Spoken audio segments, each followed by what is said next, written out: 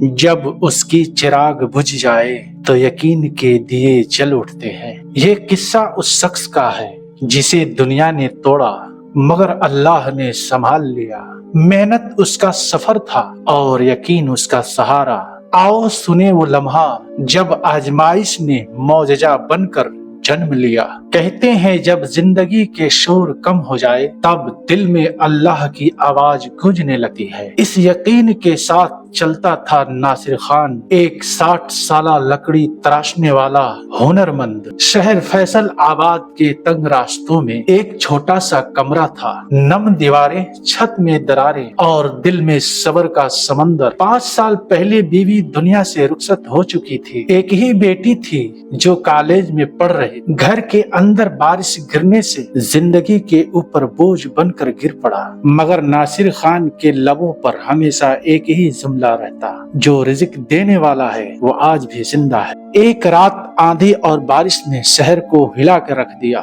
اگلی صبح جب ناصر خان اپنی دکان پر پہنچا تو دیکھا منظر دل چیر دینے والا تھا۔ چھت گر چکی تھی، لکڑی کا سارا سامان بہہ کر برباد ہو گیا تھا اور نئی مشین ٹوٹ کر نکارہ ہو گئی۔ پاس بیٹھے لوگ اس کا مذاق اڑانے لگے، کہنے لگے اب کیا کرے گا ناصر، تمہارا یہ کام بھی ختم ہو گیا اور تمہاری بیٹی کی تعلیم بھی چھٹ جائے گی۔ مگر ناصر نے آنکھوں میں نمی لیے بس اتنا کہا، جب اللہ کا دروازہ کھلتا ہے تو دیواریں خود ہٹ جاتی ہیں۔ ناصر نے اپنے پرانے دوست فقیر چاچا سے ایک بوسیدہ آری ادھار لے کر آیا۔ وہ خود اپنے چھت کو اپنے ہاتھوں سے مرمت کرنے لگا۔ لوگ اس کا مذاق اڑاتے اور کہتے لکڑی تراشنے والا اب مکان بھی بنانے لگا، مگر ناصر مسکراتا اور ہر کل لگاتے وقت لبوں پر دعا کرنے لگتا، یا اللہ میری نئی گھر کو تو قبول فرما۔ ایک ہفتہ گزر گیا لیکن کوئی گراہک نہیں آیا۔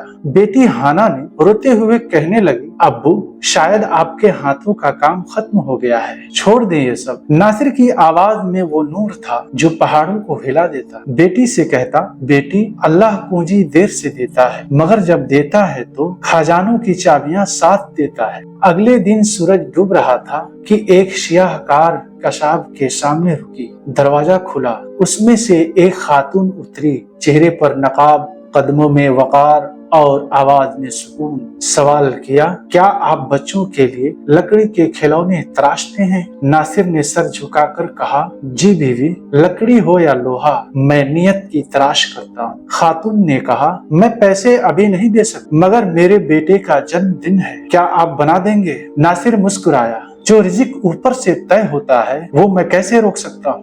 2 دن تک ناصر نے کھلونا نہیں تراشا بلکہ دعائیں تراشی، ریشمی لکڑی، باریک نقاشی و نگار، اور ہر ضرب میں فخر اور ہر دعا میں تراش، یا رب اس بچے کے مقدر میں خیر لکھنا۔ تیسرے دن خاتون واپس آئی، کھلونا ہاتھ میں لیا، خاموش رہی اور پھر دیر سے بولی، آپ نے یہ میرے بیٹے کے لیے نہیں بلکہ میرے روح کے لیے بنایا ہے۔ ناصر نے آنکھیں جھکا کر کہا، میں تو بس مزدور ہوں، اصل ہنر تو رب کا ہے۔ وہ خاتون خاموشی سے چلی گئی لیکن جاتے جاتے ایک لفافہ رکھ گئی۔ ناصر نے جب لفافہ کھولا اس میں 40,000 روپے تھے، مگر اس سے قیمتی ایک چٹھی تھی۔ اس میں لکھا تھا، جس یقین سے آپ نے مجھ پر بھروسہ کیا اسی یقین نے مجھے اللہ کی یاد دلائی۔ میں ایک کارخانوں کی مالکہ ہوں، کل صبح آپ کی اور کساب کی سامان کی مرمت اور سامان باہر جمع ہے اور آپ میرے ادارے کا باقاعدہ کاریگر ہوں گے۔ ناصر کی آنکھوں سے آنسو بہنے لگے، لبوں پر ہنسی، زمین پر سجدہ۔